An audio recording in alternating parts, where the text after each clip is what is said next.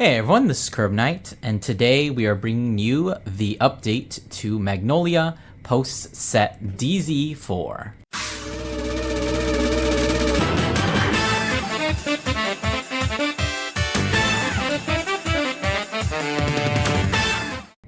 Right, so as always, we're going to talk about how Magnolia fares in the meta, and unfortunately I don't really think that the meta is too suited to Magnolia right now.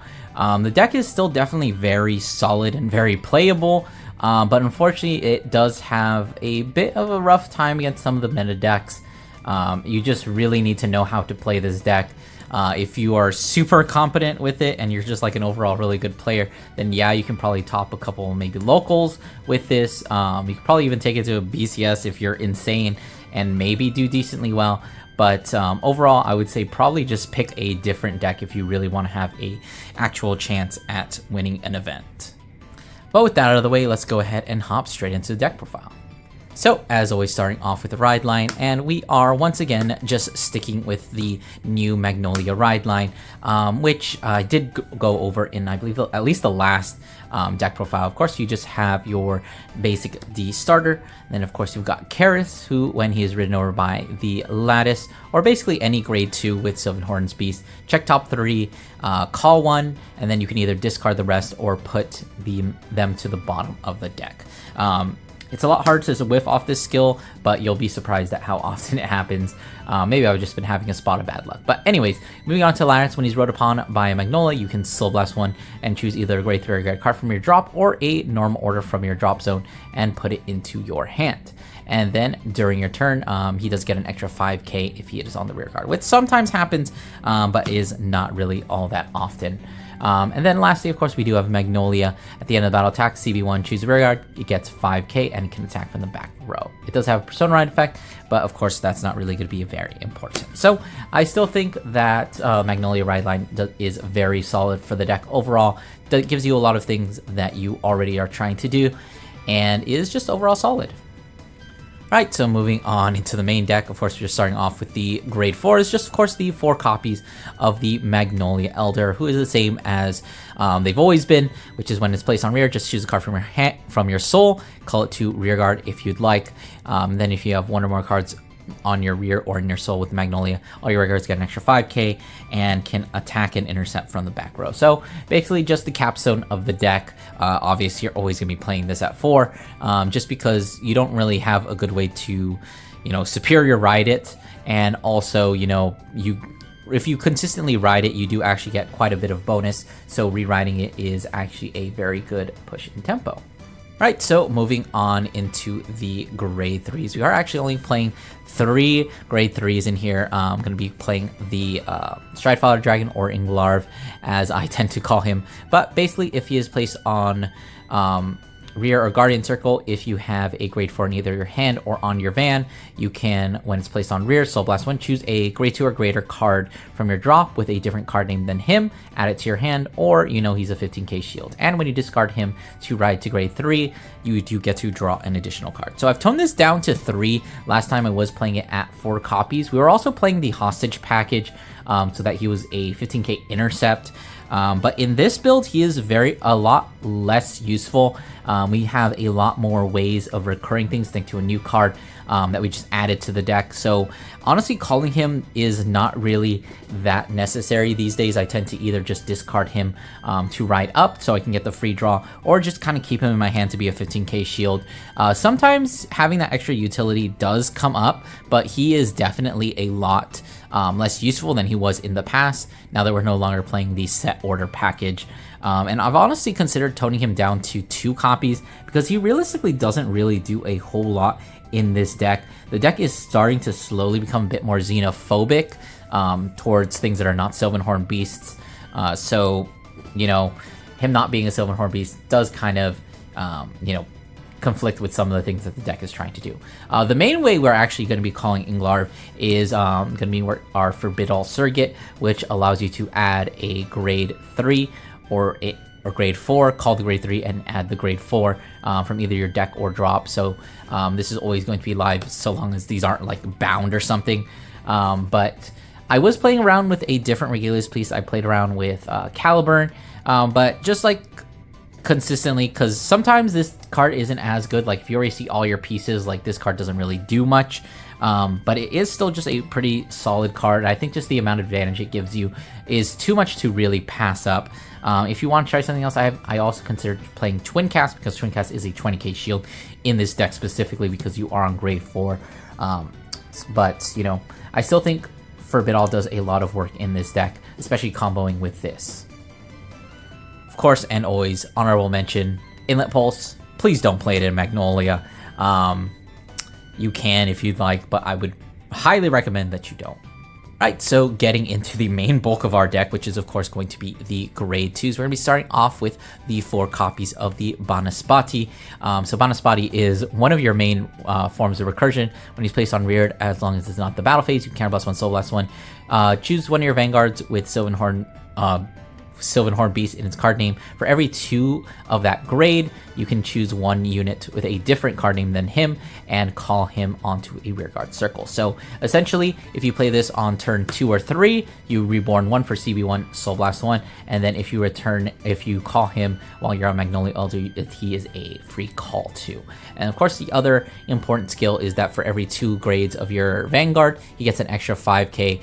So even on your grade 2 turns, he is still swinging for 15, which is a very good magic number going into basically most things, because if you put a booster behind him, he can be 23, which fits really well into a grade 1, or you can just swing him in at a grade 2 Vanguard, which is still 15, which is a 10k guard, which is still very, very nice. And of course, when you're on Mag Elder, he is also a 25k attacker, because he gets 10k from his skill and 5k from Magnolia, meaning that he is going to be hitting over defensives. Moving on to our next card, we have a new card here, actually. I've been calling him the Linky Boy, but his actual name is Hulapoi Linkoi, or Lilikoi. No idea what kind of fruit he is. He kind of looks like a cherry or an apple, or like maybe a persimmon or something. Honestly, though, probably like a persimmon, a red persimmon. Do those exist? Maybe. Anyways, let's get into the card. So when he's placed on rear other than the battle phase, just like Banaspati, if you have a Sylvan Horn Beast Vanguard, which is why we play the whole Sylvan Horn Beast ride line, you can EB3 and perform one of the following. You can choose a Sylvan Horn Beast from your drop zone that is equal to or less than your Vanguard and call it to rearguard circle. Or if you are on Magnolia Mask, which we're never going to be, you can also call Wrench instead. But the other skill is that when your Sylvan Horn Beast is attacked, you can actually retire him to give that unit an extra 10k until the end of the battle. So he is effectively a 10k intercept, except he doesn't actually have to intercept, so he gets around things like the Blagmire grade 1 and the Varga grade 1, meaning that he's still a 10k shield regardless of whether they've sealed intercepts or not. And he is yet another card that allows you to revive, which kind of continues with the whole infinite resource loop that I talked about in the last episode, or the last deck profile I did for this deck, which is that any combination of these 3 cards not only build you a board, but can basically just infinitely recycle them. Because this card, you can call this card off of Banaspati. Banaspati can add another copy of this or another copy of this. This card can call back only this card, which in turn can, call this back or call this back. And then, of course, if you go Banaspati, you can call this back and then this back and something else, and then this can call something else. So that's like a free, just like free board in pretty much every single instance. But yeah, the one thing I will say about this card is he isn't always the greatest, because he is just a 15k attacker, which my theme for building Magnolia tends to be let everything hit over defensive as much as possible, because this deck does really not like defensives. So that's why I tend to play mostly things that hit over defensives. So whenever you have this guy on board, you basically just want to get rid of him as quickly as possible, not only to like revive him, but also just, to not have him on board so you can replace him with a better attacker. Alright, so moving on, we are actually playing a old classic. Going to be playing 3 copies of Gnosla. Gnosla set 1 card, when he attacks from the back row, you can counterblast one, choose one of your rear guards. It gets this unit's power until end of turn. So Gnosia in combination with another card allows you to basically change every single trigger in your deck into a triple trigger, where you assign power to 3 units instead of just 1.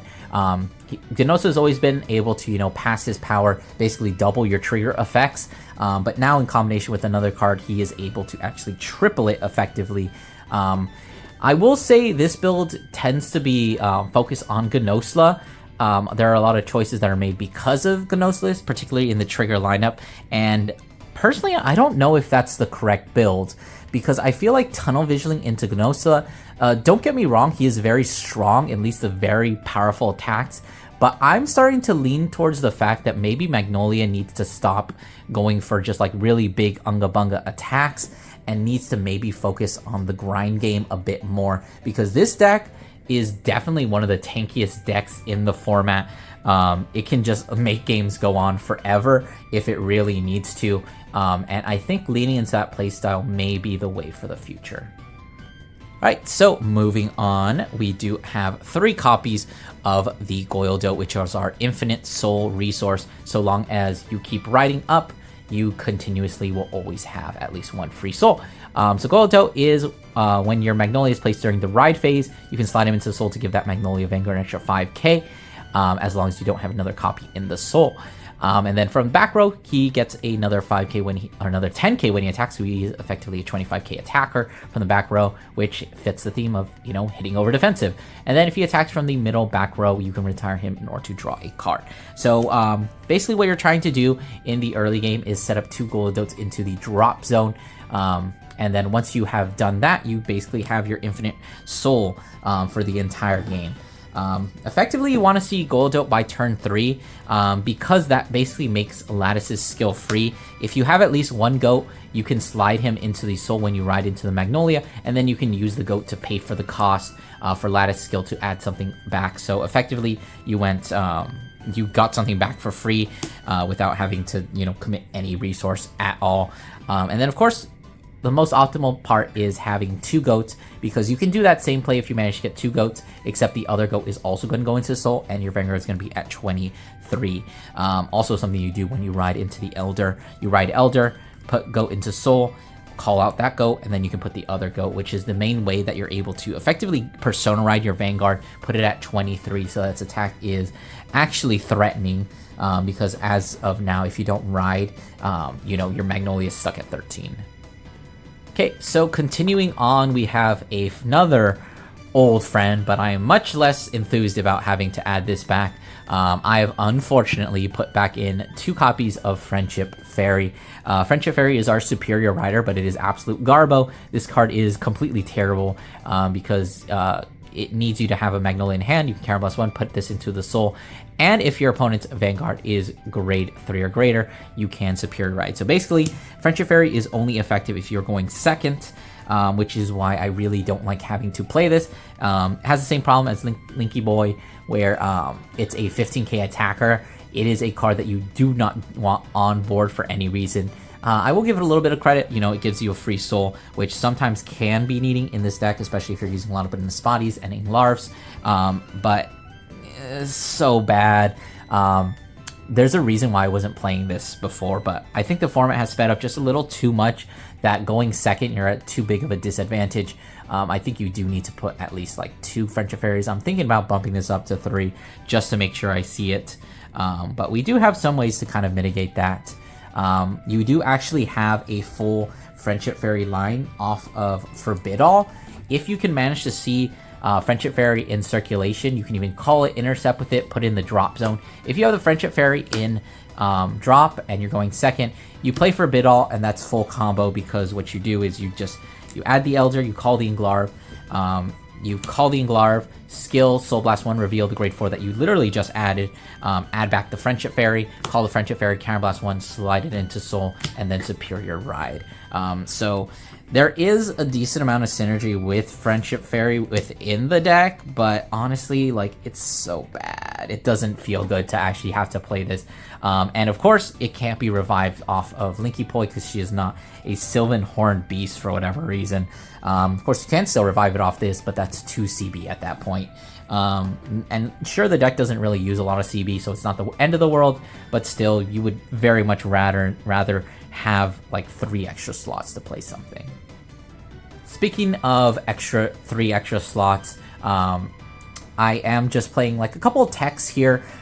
These are very much not necessary in the deck. Of course, I'm playing 1 copy of MPEX. Shiranui is technically running around, and this is your auto win button against Shiranui. You play this down and you just auto win. So, you know, I still like playing it just in case. Thankfully, no one at our locals actually really wants to play Shiranui anymore, because, you know, we call them cringe. But, you know, it's just there just in case someone wants to try and pull something. And then my last slot is devoted to 1 copy of Alpin. Just because, like, with Gnosla, you're consuming a lot more CB than you would have before. Before you only had Banaspati that was really using CB, but now that we have Friendship Fairy and Gnosla eating away at our CB, just having at least 1 counter charge is nice, and it is still a 25k attacker at the end of the day. It is a lot more difficult to get this up to 30k now, thanks to one other card that we're playing, because Alpin only counts grade 2 or greater units. So sometimes he's not as good, but it's still just an overall solid card, gives you resources back.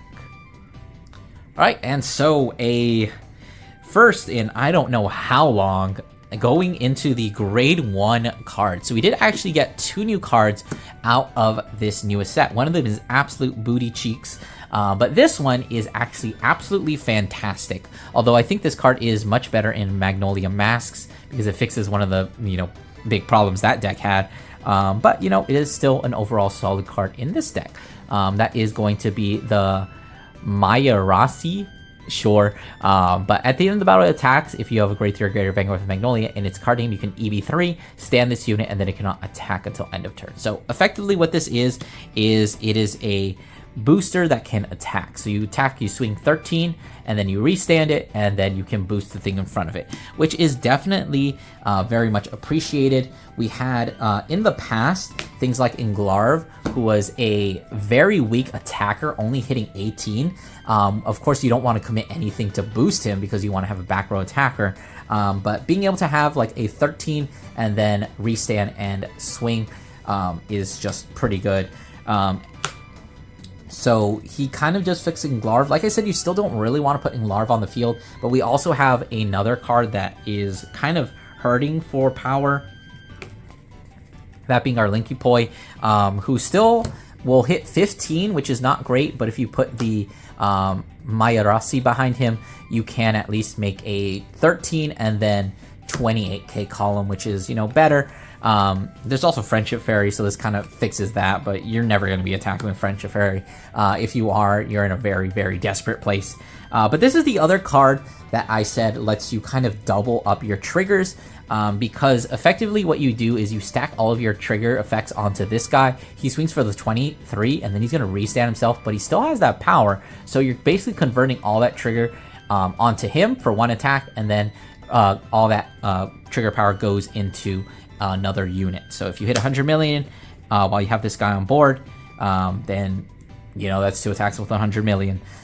So he is very good. Like I said, he does conflict a little bit with Alpin, because Alpin only checks for grade 2 or greater units, and you need a full board to get full power. So having him on board is going to kind of detract from that. He is also really good. Being a grade 1 is also another thing that this deck was lacking, just because you didn't really have anything to call. So like your turn 1 was always Ride Karis Swing Pass, but you know, now we can actually call Rearguard. Theoretically, we could call something behind the Vanguard to boost it, but unfortunately that is also Goyodo's spot, so you might not always want to do that. Alright, and finishing off the grade 1 cards, I am still playing 1 copy of Naturia Habitat. You'd be surprised how often this comes in clutch. And theoretically, this serves another purpose as well, because now we have things like Friendship Fairy that we desperately need to see on turn 3. So what you can actually do if you are absolutely desperate for the Friendship Fairy and you're going second, you really need it, you can play the Habitat on turn 2, see if you see the Friendship Fairy, call it if you did see it, and then save it for next turn. And if you whiff off that, you can always add it back to hand from what's it called? From Lattice's skill, and then you can try again. So you can, if you open this up and no Friendship Fairy, you can just roll again, basically. And also there's like a lot of combo pieces. This is really good for like getting your goats out of this the deck. If you need a Banana Spotty and you haven't seen one, this gets it. You need a Linkoi, get it. If you just need something back in Glarv. The only bad thing about this is it's a grade 1, so you can't add it back off in Glarv, which would be really tight. But this also does technically have synergy with your ride line, because Karis can call this out, and then if you call this out, you just add it to your hand, because Karis does check only for a unit card, and this is treated as a unit card when you would search it. Alright, so moving on into the just basic stuff. 3 PGs playing the Crest Elementaria, because you can't play Triple Drive Elementaria since you're not going to be a grade 3. Since we're not playing the set order package anymore, I do think you just got to play this for, you know, your Luard matchup and anything else that, you know, has guard restrict. Right, so moving on into the trigger lineup, I am opting to play 4 Soul Lane crits and 3 vanilla crits here. So basically just playing, you know, our basic build, and I have actually opted to bump it up to 4 draw triggers. Last time I was playing a really weird ratio, which I think was, what was it, 6-2-2. I considered going back to fronts. I did try fronts out here, but one of the reasons is I think that like draw power is much more necessary in this deck than before, since we are playing things like Friendship Fairy, and, you know, just having to see our pieces is always just really nice. But unfortunately, I think that another downside of playing Gnosla in this deck currently is that you can't really play fronts. And Gnosla does kind of force you into this kind of ratio where you're either 7-4 or 8-3, just because, you know, fronts can't be assigned to Gnosla. And when you get triggers, you really want to be handing them to that Gnosla. But, you know, it's also kind of a downside, because if you are going up against a smart player and you have a Gnosla, they can want to pass you, and if you hit a trigger, you really have to think, do I want to break this guard, or do I actually just want to give everything to Gnosla and have like really big attacks? And I'm starting to lean towards, you know, not focusing so much on Gnosla. But yeah. Anyways, moving on, let's just finish up with the heal triggers.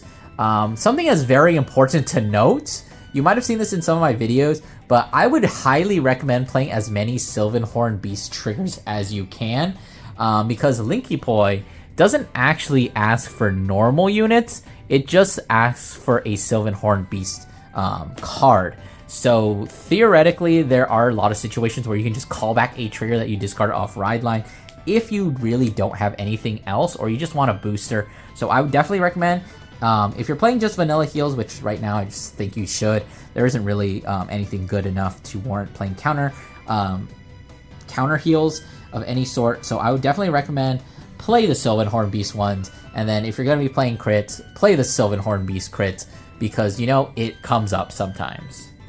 And then our last trigger, of course, we're actually not playing Blessed Favor. Once again, this is Gnosla's fault, because theoretically, if you hit this over trigger while you have 2 CB and you have your ideal setup, you can attack your opponent with 5 attacks of 100 million, because this card, you know, lets something attack or restand after it attacks. Now, it doesn't say it has to attack from the front row, so what you do is if you hit OT while you have both of these cards in the back row, assuming you have, like, you know, at least 2 more rear guards, you give the effects and the 100 million to the Gnosla. Gnosla will swing, CB1, give the 100 million to this rear guard, then thanks to Red OT's effect, it's going to restand. So that's 100 million at your opponent. Now you can actually swing Gnosla again, and Gnosla's attack skill is actually not once per turn, it's just on attack. So you can CB1, give 100 million to this rear guard, and now that's your second attack with 100 million. Now, you attack with your Hedgehog, assuming you're on Elder, with 100 million, and then you use its skill to restand itself, and it's still at 100 million.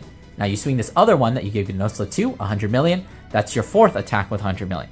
Then, you boost with the 100 million Hedgehog, or Porcupine, up to the rear guard in front of him, and that's another 100 million. So that's a total of 5 attacks with 100 million. Like I said, I'm starting to lean away from Gnosla, and in which case I'd probably switch this back to a Blessed Favor. But if you really want to do a very cheeky and very interesting play, definitely play the red if you're going to be going for this Gnosla build. Just because, you know, it's a really solid strategy, and like the setup tends to happen a lot of the time, and it is a play that technically doesn't really lose to OT because you've got 5 attacks of 100 million. Right, so as always, we're going to go ahead and kind of just do a quick test hand. So looking at the opener, what you're trying to do is you definitely want to be seeing a Magnolia Elder. That's the thing that you kind of heavily mull for. In this situation, you could theoretically keep the Inglarv just because it is a very good discard off of the top. But in this situation, I think we have to kind of heavy mull for the Magnolia Elder because you definitely do need to see it. You don't necessarily need to see it in your opening hand, but you do need to at least see it at some point. So in this situation, we're going first. If you're going second, you would also want to try and mull a little bit for, you know, Friendship Fairy. But in this situation, we actually did get a pretty decent hand. Thanks to the grade 4 Magnolia, these are now 15k triggers effectively. So we're going to go ahead and just go first. So obviously we need to get rid of the goat because the goat needs to be in the drop zone as we're going to ride. Theoretically, we could guard this first attack because we don't really need any CB, especially with Linky Poi. We're going to go ahead and guard that one. Go ahead and draw. It's drawn to another Magnolia Elder. I think we're actually just going to go ahead and pitch it because theoretically we can always get it back with Inlarv if we really need to. Right into the Karis, going to check the top 3 cards of the deck. We see that for Bidall, which what we could actually do here is a very interesting play is we could call this, which we're always going to call, and we could, if we really needed to, send this to the drop zone and then add it back off of the lattice. But since there is a heal in there and I'm also going first, so I don't really need the Forbid All right now, I'm going to go ahead and not do that. As we're just going to go ahead and swing for 15 and swing for 10, drive checking into Linky Poi, so that is another good card. Another good card that we want to be seeing is, you know, the Porcupine Mayarsha, as we're going to go ahead and take, we need at least 1 damage here in order to use our Magnolia, which, you know, theoretically you might want to take the first one because if you go for this play, some people might be cheeky and try and damage deny you here just so you can't get that back row attack, which honestly not that important. As we're going to be seeing, going to be drawing here into yet another freaking Magnolia. We're going to go ahead and discard to ride up. We do have a goat in the soul, so we're going to go ahead and slide in soul, give our Magnolia an extra 5k. Then we're going to use Lattice's skill to Soul Blast 1. And we can either add the Inglarv or the Magnolia Elder. Since we already have like 2 Magnolia Elders, we're just going to add back the Inglarv. And then since we did discard the Inglarv, we are going to draw yet another card here. So what I do want to do is I want to set up my Goildote so that I can actually draw cards. So we're going to go ahead and call EB3, call back the goat into the center middle, and now we have a decent, you know, attack pattern here. We've got 10, 18, 15, and 25. We're going to go and swing, get a crit. That's pretty good.